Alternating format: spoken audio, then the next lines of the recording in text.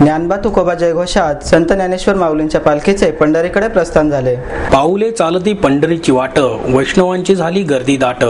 पार करून सासवडचा दिवे घाट, जाऊनी भेटूया सोपान काकांना सासवड नगरीला. वारकरी भाविकांचा जीव विठ्ठलाच्या भेटीसाठी व्याकुळ झाला. अशा पंक्ती गुणगुणत लाखो वैष्णवांच्या मंदियाळीसह अलंकापुरीतून ज्ञानेश्वर महाराजांच्या पालखीने सोमवार दिनांक 11 रोजी दुपारी पंढरपुरी प्रस्थान ठेवले. रोहिणी आणि मृग नक्षत्राचा पाऊस न झाल्याने मशागतीची कामे अर्धवट राहिल्याने त्याचा परिणाम सोहळ्यातील गर्दीवर जाणवला. मात्र भक्ती चैतन्यात कमतरता जाणवली नाही. सकाळपासूनच मेघ दाटले, त्यामुळे ऊन सावल्यांचा खेळही सुरू होता. इंद्रायणी नदीवर पहाटेपासूनच वारकरी भाविकांनी स्नानासाठी गर्दी केली होती. प्रदक्षिणा मार्ग, मरकळ रस्ता, मंदिर परिसरातील अतिक्रमणे काढल्यामुळे सर्व रस्ते वारकऱ्यांच्या गर्दीने वाहत होते. ज्ञानोबा तुकोबाच्या जयघोषाने अलंकापुरी दुमदुमून गेली होती. आळंदीला जोडणारे सर्व रस्ते भाविकांच्या गर्दीने फुलून गेले होते. राज्यभरातून आलेल्या लाखो भाविकांनी अलंकापुरी गजबजली होती. पहाटे 2:45 वाजता घंटानाद करण्यात आला. त्यानंतर काकडा, पवमान अभिषेक, पंचामृत पूजा आणि दुधारती झाली. दुपारी भक्तांच्या पूजा आणि समाधीचे दर्शन घेतले. दुपारी 12 वाजता श्रींना महानैवेद्य दाखवण्यात आला. त्यानंतर पालखी प्रस्थान सोहळ्यास सुरुवात झाली. पालखीचे विणा मंडपातून प्रस्थान होताच पुंडलिक वरदे हरी विठ्ठल असा जयघोष करण्यात आला. आळंदीकरांनी पालखी खांद्यावर घेतली. विणा मंडपाबाहेर पालखी येताच टाळ मृदुंगाचा निनाद आणि माऊली माऊलीच्या जयघोषाने मंदिर परिसर दणाणला. सुगंधी फुलांच्या दरवळात पालखीचे सौंदर्य नेत्रसुखद होते. हा क्षण प्रत्येक वारकरी आपल्या डोळ्यात साठवत होता. पालखी महादारातून बाहेर पडून प्रदक्षिणा मार्गाने आजोळ घरी मुक्कामाच्या ठिकाणी थांबली. तेथे समाज आरती झाली. त्यानंतर ग्रामस्थांनी आणि राज्यभरातून आलेल्या भाविकांनी माऊलींच्या दर्शनाचा लाभ घेतला.